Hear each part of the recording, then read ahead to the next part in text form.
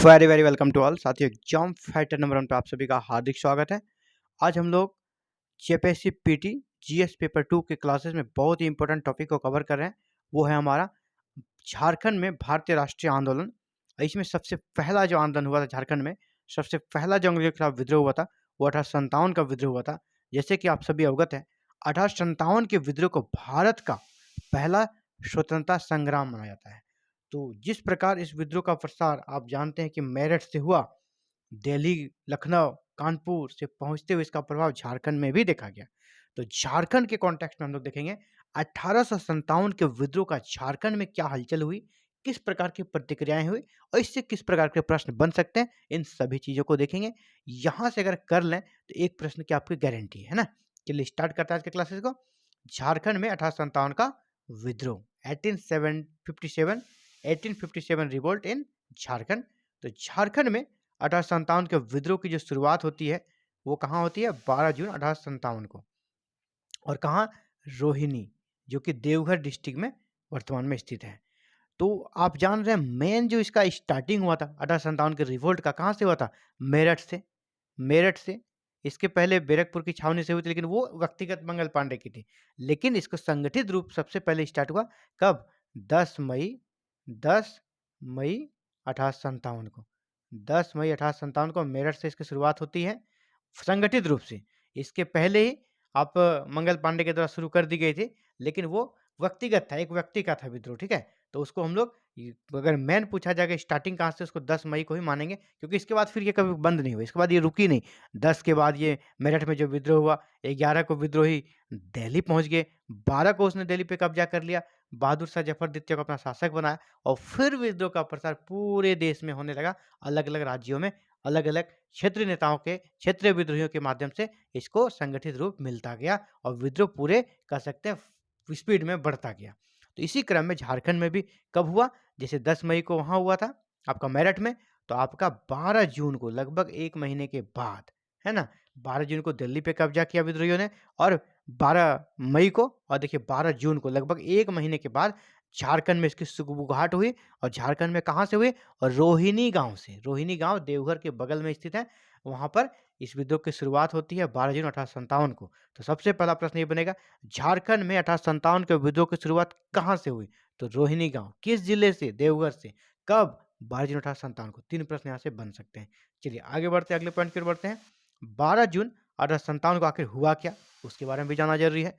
तो 12 जून 1857 को रोहिणी गांव में पदस्थापित 32वीं रेजिमेंट, याद रखिएगा कौन सा रेजिमेंट था ये? 32वीं रेजिमेंट के सैनिकों द्वारा लेफ्टिनेंट नॉर्मन लेस्ली, लेफ्टिनेंट का नाम याद रखिएगा, लेफ्टिनेंट नॉर्मन लेस्ली की हत्या के बाद यहाँ विद्रोह प्रारंभ हुआ। तो 1857 के विद्रोह की जो शुरुआत हुई, तो यहाँ पर किसकी हत्या हो जाती है? नॉर्मन लेस्ली की। याद रखिएगा कि झारखंड में जो विद्रोह की शुरुआत हुई 1857 के 12 जून 1857 को रोहिणी गांव में, तो किस अंग्रेज अधिकारी की हत्या कर दी थी विद्रोहियों ने? तो कैप्टन नॉर्मन लेस्ली की हत्या कर दी थी। इसके बाद इस विद्रोह का प्रसार हजारीबाग और रामगढ़ में भी हुआ। अब हजारीबाग, रामगढ़ में देवघर से इस विद्रोह का फैलाव हो गया। इस विद्रोह के समय रामगढ़, जो कि उस समय हजारीबाग का ही अंतर्गत आता था, इस विद्रोह के समय रामगढ़ बटालियन का मुख्यालय रांची में अवस्थित था। इसका जो मुख्यालय था वो कहाँ था? रामगढ़ बटालियन का रांची में। ये भी पूछा जाएगा। 1857 के विद्रोह के समय रामगढ़ बटालियन, जो सैनिकों का बटालियन था, इसका मुख्यालय कहाँ था? तो रांची में। तो रांची में एक बहुत ही महत्वपूर्ण, कह सकते हैं, इनके नेतृत्वकर्ता उभरे, जिसका नाम है विश्वनाथ सहदेव। विश्वनाथ सहदेव, याद रखिएगा, विश्वनाथ सहदेव।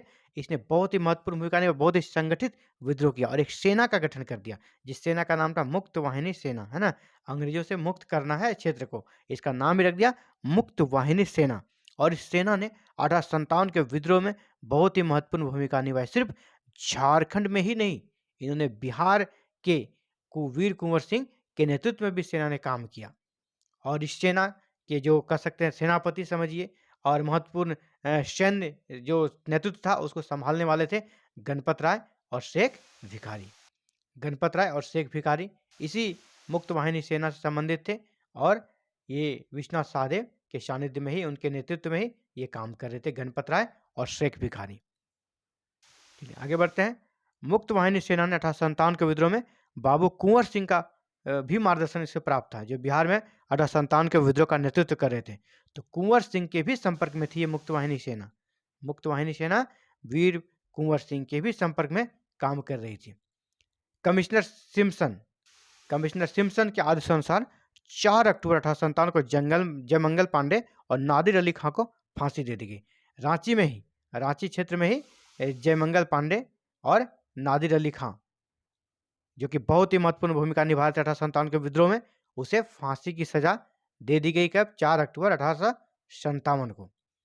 8 जनवरी 1858 को 8 जनवरी 1858 को इस आंदोलन के प्रमुख नेता शेख भिखारी और उमराव सिंह को भी फांसी दे दी गई। इसी आंदोलन से जुड़े हुए जैसे शेख भिखारी, जिन्हें महत्वपूर्ण सैन्य नेतृत्व की भूमिका निभाई थी, और उमराव सिंह, दोनों को कब फांसी दे दी गई? 8 जनवरी 1858 को इसे दोनों को, शेख भिखारी और उमराव सिंह को फांसी। इसका पूरा नाम है टिकैत उमराव सिंह। इसकी बहादुरी बहुत ही ज़्यादा फेमस रही टिकैत उमराव सिंह की, और इसकी फांसी कब हो गई? 8 जनवरी 1858 को शेख भिखारी और टिकैत उमराव सिंह को फांसी दे दी गई। मतलब कैसे विद्रोह का दमन स्टार्ट हो गया है। इसी क्रम में 16 अप्रैल 1858 को विश्वनाथ सहदेव और 21 अप्रैल 1858 को गणपत राय को भी कमिश्नर डाल्टन के अनुसार फांसी दे दी गई। तो आपसे पूछा जाता है अक्सर कि इसकी फांसी कब दे दी गई, कहाँ दे दी गई? तो विश्वनाथ सहदेव और आपका गणपत राय, इन सब को रांची के शहीद चौक में, कहाँ दी गई? रांची के शहीद चौक में फांसी दे दी गई थी। 16 अप्रैल को विश्वनाथ सहदेव को और 21 अप्रैल को गणपत राय को। किसके अनुसार? कमिश्नर जो थे उस समय के डाल्टन के अनुसार फांसी दे दी गई। कमिश्नर का नाम भी पूछा जाएगा तत्कालीन कमिश्नर कौन थे? तो डाल्टन के आदेशानुसार इसे फांसी दे दी गई थी। इसी प्रकार विद्रोह सिर्फ एक एरिया में नहीं फैला, आपका झारखंड के पलामू एरिया में विद्रोह का प्रसार हुआ। तो पलामू में विद्रोह का नेतृत्व किसने किया? तो 2 भाइयों ने किया, नीलांबर और पीताम्बर, दोनों भाई थे पलामू में, नीलांबर और पीताम्बर दोनों भाइयों ने। जिस प्रकार सिदो और कानू ने आपका 1855 के संथाल विद्रोह का नेतृत्व किया, उसी प्रकार पलामू एरिया में नीलांबर और पीताम्बर नामक 2 भाइयों ने 1857 के विद्रोह का कुशल नेतृत्व किया, और कई बार अंग्रेजों को कह सकते हैं मुँह की खानी पड़ी, उन्हें पराजित भी किया। इन्होंने वहाँ पर जो जनजातियाँ थी, जैसे पलामू में कौन सी जनजाति सबसे ज़्यादा है? खरवार थी, जैसा मैंने पिछले क्लास में कहा, खरवार, चेर, भोक्ता, इन सब को इकट्ठा किया और सैन्य दल बनाया, सैनिकों का दल बनाया, आदिवासियों से, जनजातियों से मिली हुई, और इनको मिलाकर इन्होंने अपने आप को शानदार नेतृत्व दिया। नीलांबर पीताम्बर आगे रहे और इन जनजातियों को आपस में जोड़ा, और 1857 के विद्रोह का नेतृत्व पलामू से किया। हालांकि इसका भी दमन कर दिया गया, और अंततः यहाँ से भी विद्रोही को एक तरह कह सकते हैं दमन का शिकार हुए, और विद्रोह की आग जो थी वो कम पड़ी। आपसे पूछा जाता है कि इस समय जैसे कि 1857 के विद्रोह में हजारीबाग का उपायुक्त कौन था? तो हजारीबाग के उपायुक्त थे कप्तान सिम्पसन। 1857 के विद्रोह के समय हजारीबाग के उपायुक्त कौन थे? कप्तान सिम्पसन। उसी प्रकार धनबाद के उपायुक्त कौन थे? तो धनबाद के उपायुक्त यानी डीसी कैप्टन ऑकस। और मैंने अभी पहले ही बताया आपको, रांची के कौन थे? रांची के डाल्टन। रांची के उपायुक्त कौन थे? डाल्टन। याद रखिएगा तीनों का, हजारीबाग के कप्तान सिम्पसन, धनबाद के कैप्टन ऑकस और रांची के डाल्टन। ये तीनों का नाम आपको याद रखना, इससे रिलेटेड प्रश्न आते हैं प्रीवियस ईयर में। तो 1857 के विद्रोह से जुड़े हुए महत्वपूर्ण पॉइंट्स को हम लोगों ने डिस्कस किया है। ऐसे पढ़ने को और भी बहुत कुछ मिल जाएगा, ठीक है, लेकिन हमें अभी कम समय को देखते हुए सिर्फ टॉप जहाँ से प्रश्न बनेंगे ही बनेंगे, उन्हीं चीज़ों को लेकर चलना है। बहुत ज़्यादा अभी अंदर जाके हमें बहुत गहराई में डीपली पढ़ने का वक्त नहीं दिया है, क्योंकि इतना कम समय में जेपीसी पीटी की तैयारी होना, पेपर 1 और पेपर 2 साथियों संभव नहीं होता है। तो हमें उस लेवल पर पहुंचा के लिए अपने तैयारी को पहुंचा देना है कि अगर 18 ये जो एग्ज़ाम आपका अगर हो भी जाता है 17 मार्च को, तो आप अच्छा स्कोर कर सकें, एवरेज स्कोर कर सकें। सबसे कह सकते हैं कि जितने भी लड़के रहेंगे, ये समस्या सबके साथ है ना, सबके साथ है।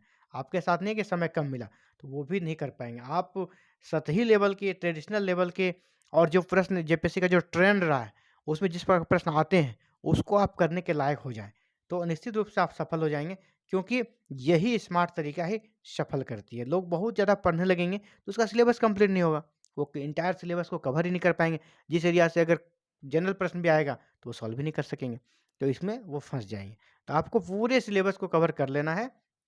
एक कह सकते हैं अपने आप का अपना एक दायरा बना के इस रेंज तक हम कवर कर लेंगे। उसी रेंज के तहत हम लोग कवर कर जल्द ही झारखंड भी कंप्लीट करेंगे और जो जीएस पेपर 1 है उसको भी पूरी तरह सारे सब्जेक्ट को कंप्लीट करेंगे इंक्लूडिंग करंट अफेयर्स को भी करेंगे।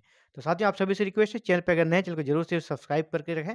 सब्सक्राइब करके बेल आइकन को प्रेस करके ऑल बटन को जरूर क्लिक कर दें ताकि आपको एवरी मॉर्निंग क्लासेस मिल सके। क्लासेस की नोटिफिकेशन की घंटी आपके मोबाइल में बजे और आप उसे देखें और आपकी क्लासेस कंप्लीट हो जाए, आपकी तैयारी अच्छी हो जाए। Thank you very very much for watching this video and connecting with exam fighter number 1।